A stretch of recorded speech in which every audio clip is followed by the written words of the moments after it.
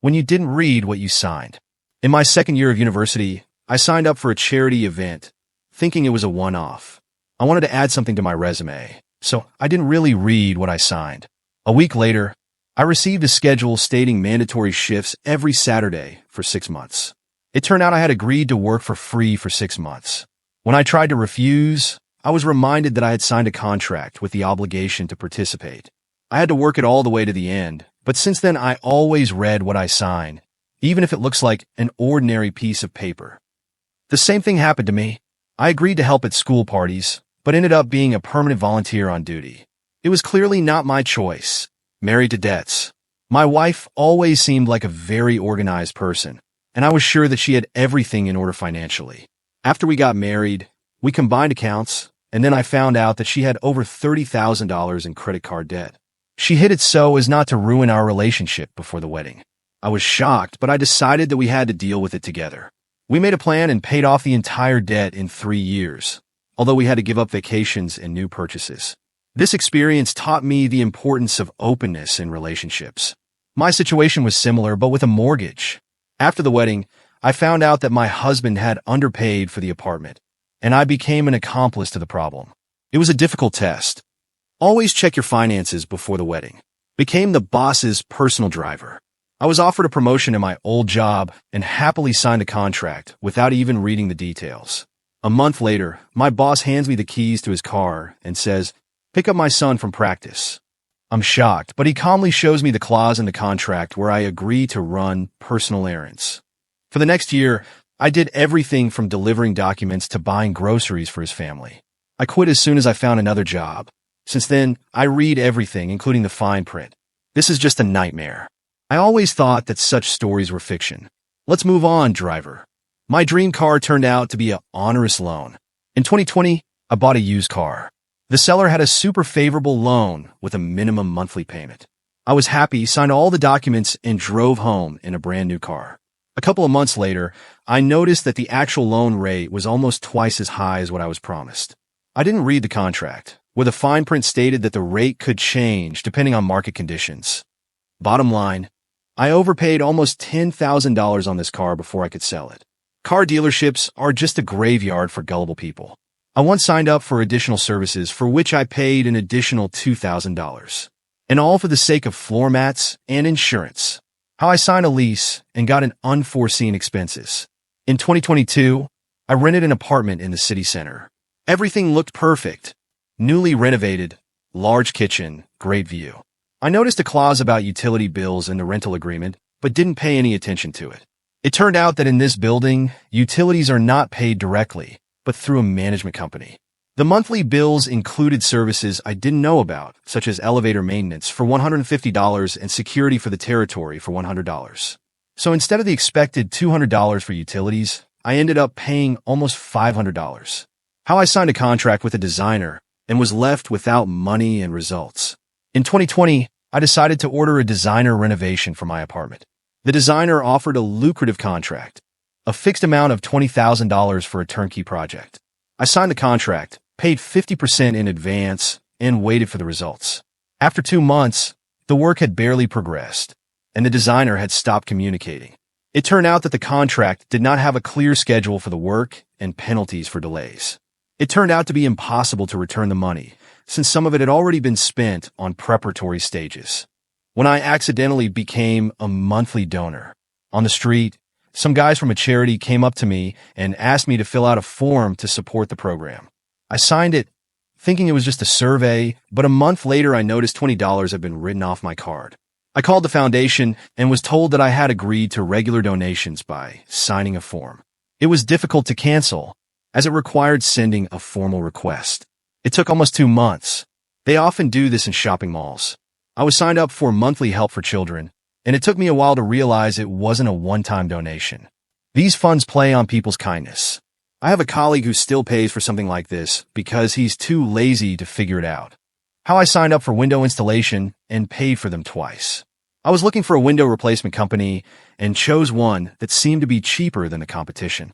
I signed a contract for $10,000 installation, and 3 months later, I received another bill for $5,000 for additional work supposedly related to non-standard window sizes.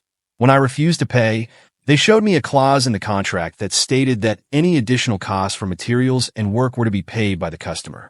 It was more expensive to sue than to pay, so I had to accept it.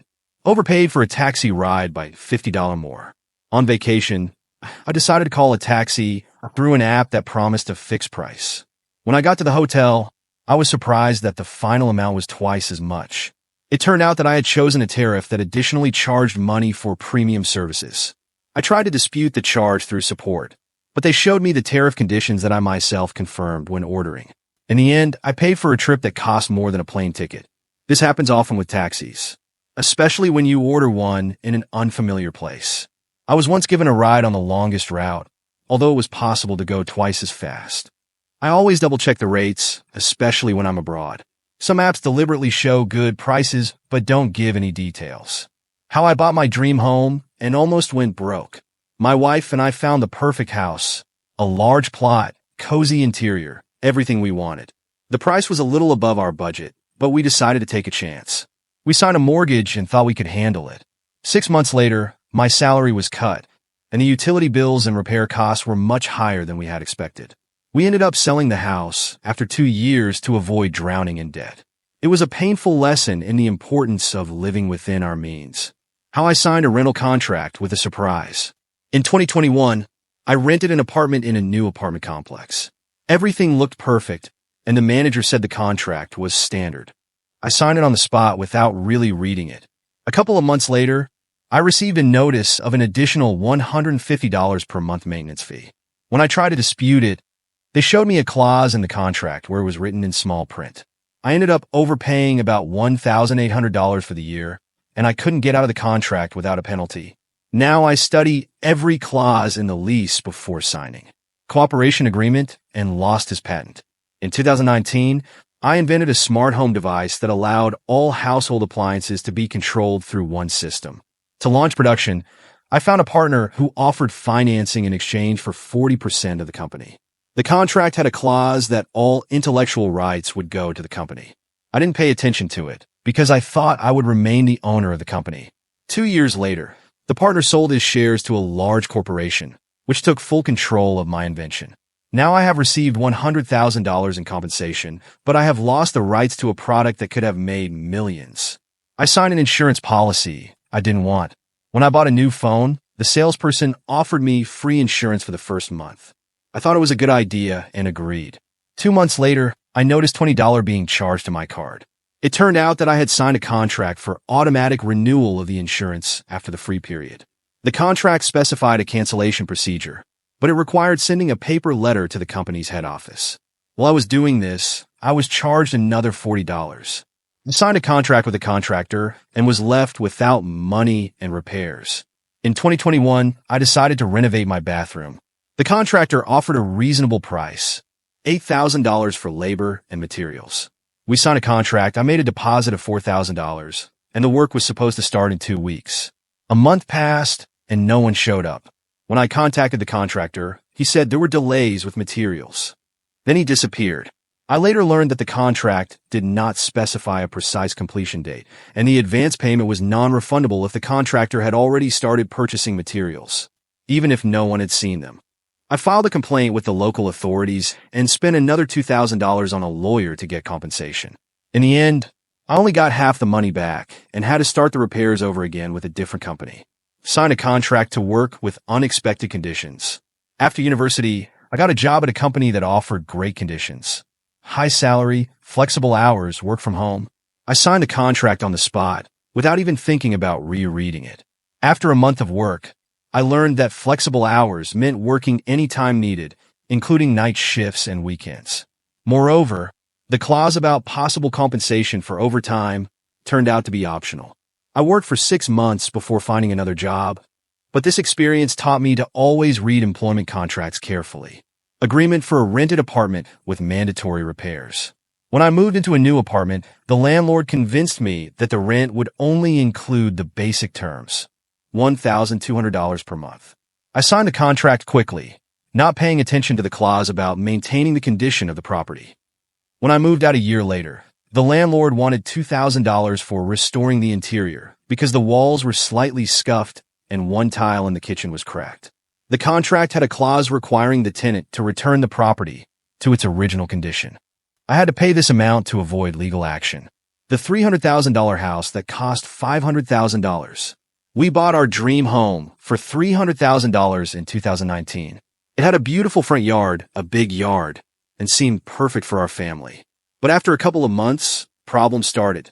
The roof was leaking, the electrical wiring was in terrible condition, and the basement was flooded. We spent $200,000 on renovations over 2 years. A mortgage with $2,000 a month payments plus renovation costs turned our dream into a financial nightmare. We are now thinking about selling to get rid of this house, but we know we won't even get our money back. Partnership agreement and lost control of the business. In 2018, I started a small business with a friend. We sold coffee and baked goods. A year later, the business began to make a profit, and we decided to attract an investor. He offered to invest $50,000 for 30% of the company. I signed the contract without realizing that it stipulated the investor's right to make decisions without my consent. 6 months later, he insisted on expansion, which required additional costs. When I refused, he threatened to sell his share to competitors if I did not agree. I ended up buying out his stake for $100,000 to maintain control, but it was a costly lesson. How I signed a contract to lease equipment and ended up with fines. In 2020, I rented equipment for my photography studio. The contract seemed standard, $500 per month of rent. I did not pay attention to the clause about penalties for late return. When I returned the equipment 3 days after the due date, I was charged a $1,000 late fee. The contract stated that every day late would be charged double, and I just missed it. This incident taught me a lesson. Now I always ask for a detailed explanation of the terms before signing, even if the contract seems simple. The contract with the travel company put me in an awkward position.